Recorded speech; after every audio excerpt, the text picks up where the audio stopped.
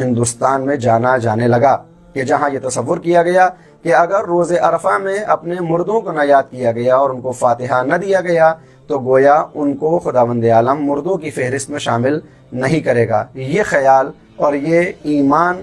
قرآنی تعلیمات کے بالکل خلاف ہے، اس لیے کہ جب کوئی اس دنیا سے جاتا ہے تو پھر وہ اپنے سفر کو طے کرتا ہے جو وادی السلام یا وادی برہوت کی طرف ہوتا ہے۔ ہمارے فاتحہ کرنے یا روز عرفہ منانے سے کسی کی روح پر کوئی فرق نہیں پڑتا۔ اب سوال یہ پیدا ہوتا ہے کہ یہ شب براءت کیوں مشہور ہو گئی اور یہ نام کہاں سے آیا؟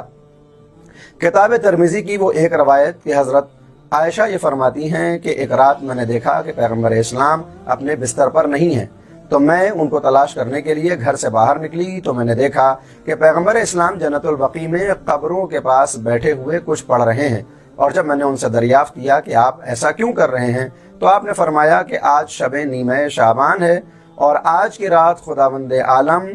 نہ جانے کتنے افراد کو جہنم کے عذاب سے نجات دیتا ہے اور ان کو آزاد کر دیتا ہے۔ براءت یعنی آزادی، اور اس ایک روایت کی بنیاد پر اس شب کو شب براءت کا نام دیا گیا اور رسم جاری ہو گئی کہ ہم آج کی شب قبرستان کی طرف جائیں، وگرنہ نہ تو دین، نہ اسلام، نہ شریعت، نہ کسی وظیفے، نہ کسی عملیاتی کتاب میں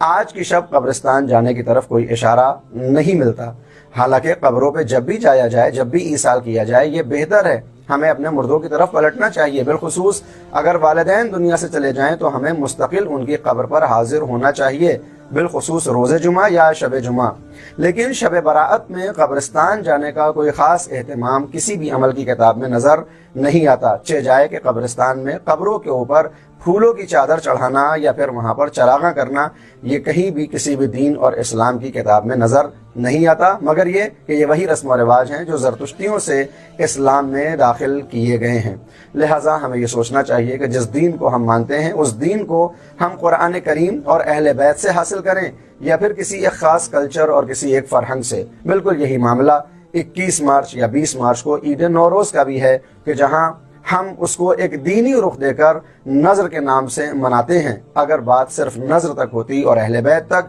تو یہ بالکل قبول ہے کہ جب بھی نظر کی جائے خداوند عالم سے اس کا انعام ملتا ہے، لیکن ہمیں یہ دیکھنے میں ملتا ہے کہ اس نوروز میں سواری جیسی بدعتیں کہ جہاں جانوروں کی سواری نکالی جائیں، بادشاہ اور وزیر تلاشے جائیں اور پھر اس کے بعد رنگوں کو اس طرح سے اڑایا جائے جیسے وہ رنگوں کو کھیل رہے ہوں، اسلام میں ہرگز اس کی اجازت نہیں ہے۔ باتیں تلخ ہیں لیکن حقیقت یہی ہے کہ ہم کو اپنے دین کو